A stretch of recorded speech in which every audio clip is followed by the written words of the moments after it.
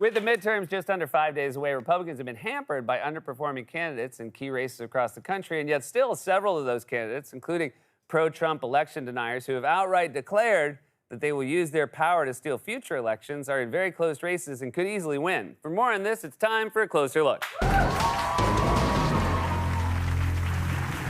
Historically, midterms just tend to go very badly for the party in power, and the polls currently suggest that may yet again be the case this year. The main thing holding Republicans back, it seems, is that they've nominated some spectacularly candidates, like Mehmet Oz, who's running for Senate in Pennsylvania, but doesn't seem to know exactly where Pennsylvania is. Listen, this is important. We do not have a Republican senator north of North Carolina on the Atlantic coast until you get to Maine if I don't hold this seat. I'm no cartographer, but I'm pretty sure Pennsylvania is not on the Atlantic coast. Yeah. You know how I know that? I have several staffers who live in New Jersey, and whenever they come back from summer hiatus, they always complain about all the Philly fans down at the shore. I'm pretty sure Delaware only exists to make it harder for Gritty to get to the beach.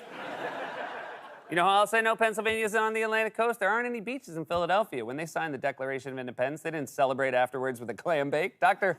Oz probably thinks the Liberty Bell is there to warn people when they spot a shark in the water.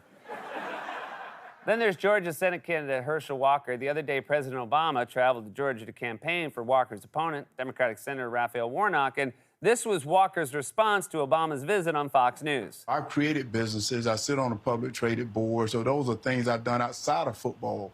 But my resume against his resume, I put it up any time of the day. You do? That's like me saying Einstein. I'm way smarter than him. That dope could never do a day drinking with Post Malone.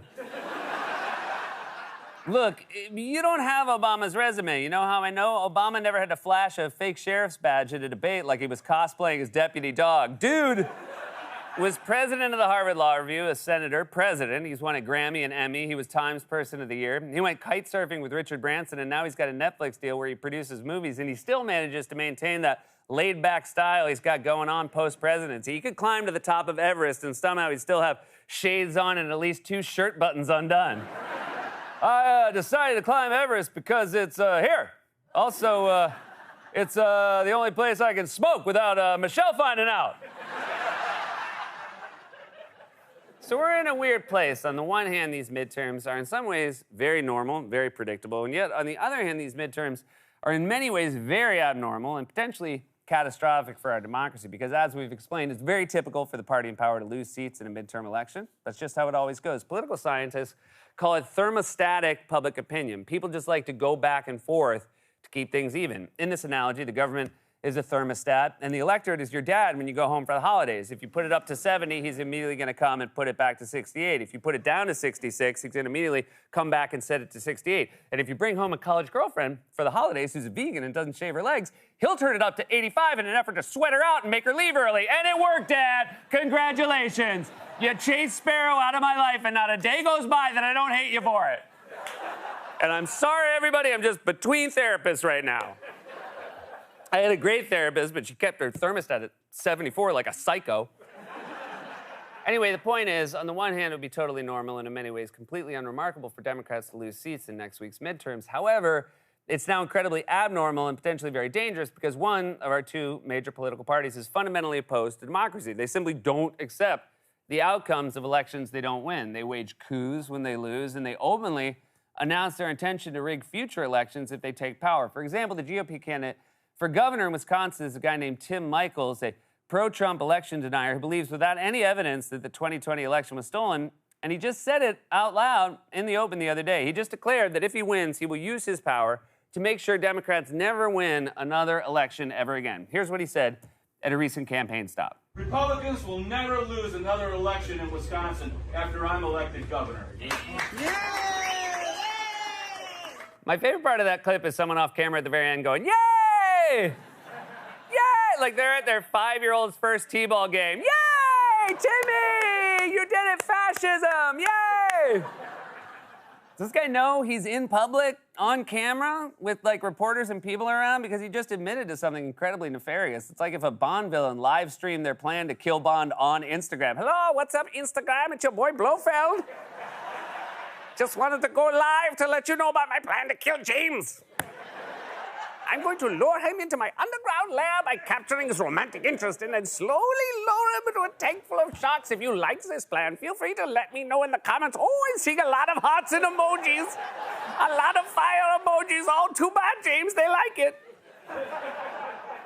So they're not even hiding it anymore. They're just out in the open about it. If Republicans take power, they will make sure that only Republicans win future elections. It's that simple, and there are a few states where that threat is especially acute. In Arizona, for example, Republicans have nominated a former local television personality named Kari Lake, a hardline pro-Trump election denier, has said she will also use her power in Arizona if she wins to undermine elections. She's even gone so far to insist, without evidence, that there's no way Joe Biden got the number of votes he definitely got. They actually made a joke of our elections, and I'm really pissed off about it.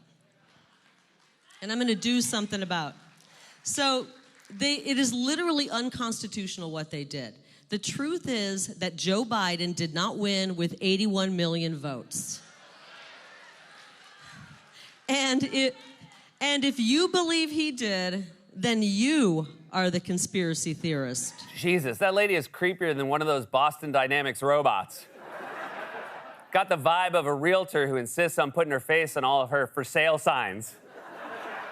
But the thing about Lake is she's much slicker than most of the other weirdos the Republicans have nominated this year, even if her beliefs are just as loony. She's a longtime local television personality in the Phoenix area, so a lot of people know her. She even knows how to light herself when she does interviews from her home, as you can tell every time she's on TV, and she apparently has her ring light turned all the way up to 11.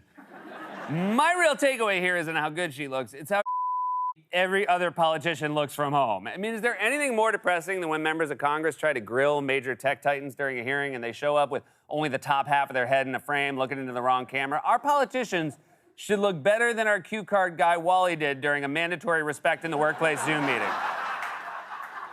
A real, non-photoshopped picture that I took on my phone, and so did every other person who works here.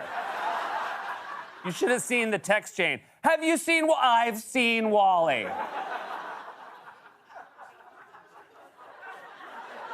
By contrast, Lake looks so polished, she might be CGI. If she weren't running for governor in Arizona, I think she was the character from one of those 90s video games who gives you your mission. This is Admiral Lake. If you collect enough adamantium crystals from Planet Z to avoid warp core meltdown. Good luck, cadet. That's how you know someone's a little too slick. Like, I've been on TV for 20 years, and when I started doing at-home shows for the first time, I was so pale I looked like Jared Kushner's ghost. I didn't even know what a ring light was. When they finally sent me one, I thought it was a light-up toilet seat. I was like, oh, this is cool. Good news, kids, you in the dark now.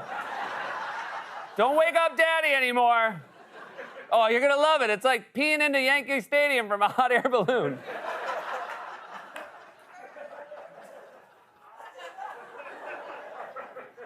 But Lake is a slick TV personality, which is why she's got so much sway with Trump's MAGA base. And President Obama made note of that during a trip to Arizona on Wednesday to campaign for the Democratic nominee for governor, Katie Hobbs. Obama pointed out something we should know from recent experience. Just because you know someone from TV doesn't mean they'd be a good elected official. Here in Arizona, there's no question that Katie Hobbs' opponent, she's good in front of the camera because she's been doing it for a long time. Listen, if we hadn't just elected somebody whose main qualification was being on TV, you could see maybe giving it a shot. What's the worst that could happen? Well, now we know. It doesn't just work out just because somebody's been on TV.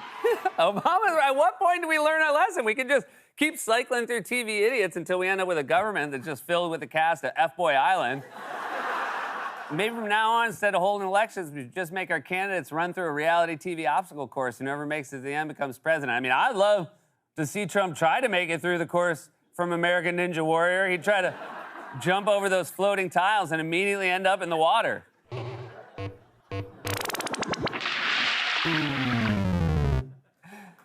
That's from that Kari Lake video game. 10 guys worked all week.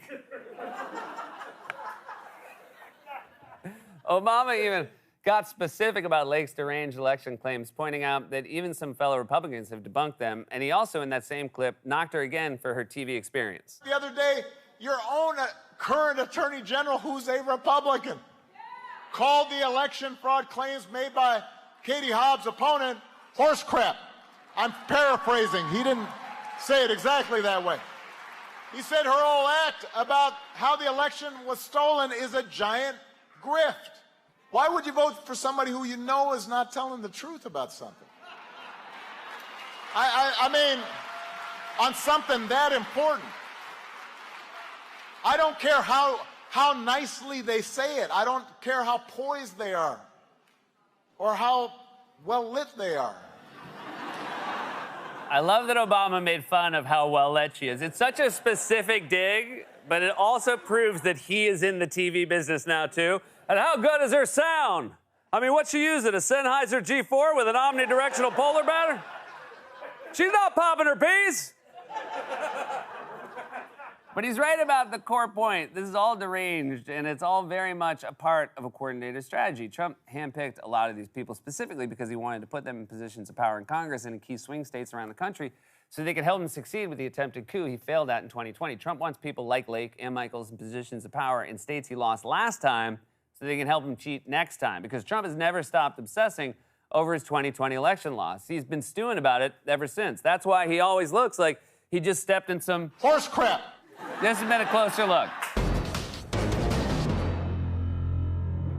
The midterm elections are coming up, so to make sure that you're good to vote in this election, visit our good friends at headcount.org to check your voter registration status or to register to vote.